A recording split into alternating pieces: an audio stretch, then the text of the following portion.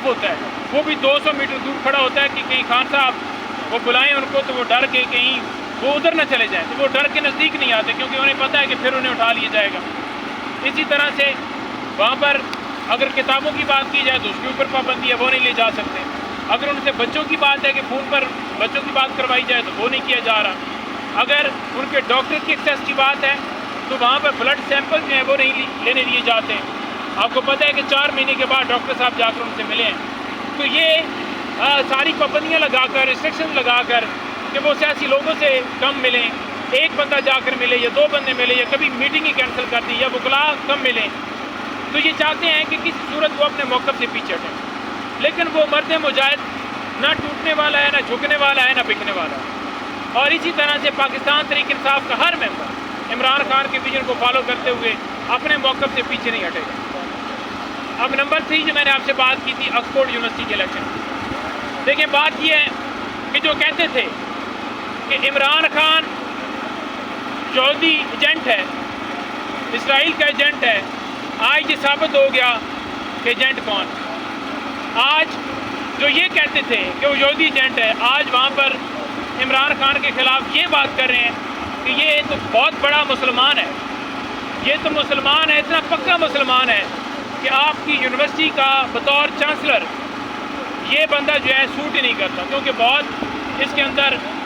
اسلامی نظریہ ہے اور اسلامی تعلیمات پر عمل کرنے والا ہے،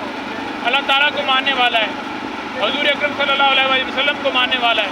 تو یہ تو ختم نبوت کا قائل ہے، اس نے تو پوری دنیا میں مسلمانوں کا مقدمہ لڑا ہے، تو لہٰذا آپ اسے جو ہے اس یونیورسٹی کا چانسلر بننے سے روکیں، اس کے پیپر ریجیکٹ کریں۔ تو میں آپ کے سامنے کلیئر رکھنا چاہتا ہوں کہ توشہ خانہ کیس کے اندر خان صاحب کی سزا معطل ہو گئی، اسی طرح سے جو دیگر سزائیں ساری معطل ہو چکی ہیں۔ عمران خان صاحب اس وقت کسی کیس کے اندر ان کی سزا باقی نہیں، تو یہ جو کہہ رہے تھے کہ وہ سزا یافتہ ہے، ان کو سزا ہوئی ہے،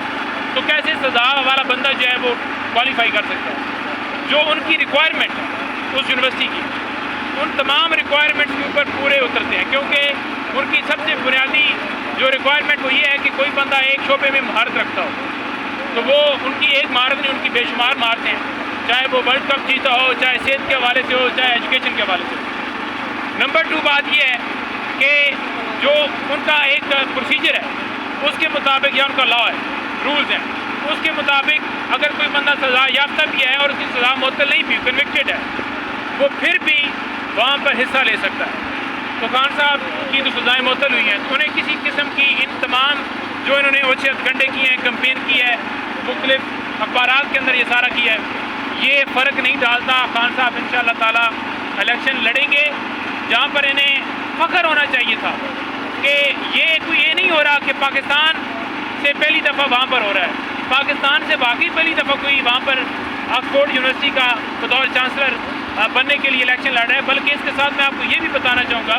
کہ برطانیہ میں آج تک جو ہے وہ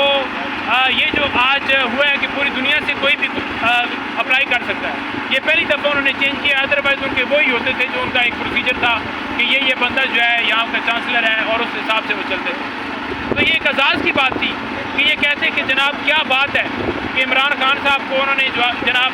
سلیکٹ کیا ہے، عمران خان صاحب کو انہوں نے کہا ہے کہ آپ کوالیفائی ہوتے ہیں، کیونکہ ان کی اپنی اہلیت ہے۔ اب نواز شریف مجھے بتائیں کہ ان کی کوئی مہارت ہو، کیونکہ چوری والی مہارت تو انہیں قبول نہیں ہے، اگر کوئی جیب کترا ہو، کوئی ڈاکہ ڈالنے والا ہو تو وہ انہیں نہیں ہے کہ فارم 47 کے مطابق بنا ہو، انہوں نے دیکھنا کوئی مہارت ہو۔ نہ تو یہ کبڈی کھیلے ہیں، نہ یہ کبھی کرکٹ کھیلے ہیں، نہ کبھی یہ والی بال کھیلے ہیں، نہ کبھی سنوکر کھیلے ہیں، میرا خیال میں لوڈو کے بھی یہ پلیئر نہیں ہوں گے، تو ان کی تو کوئی کوالیفیکیشن ہے ہی نہیں۔ عمران خان تو دیکھیں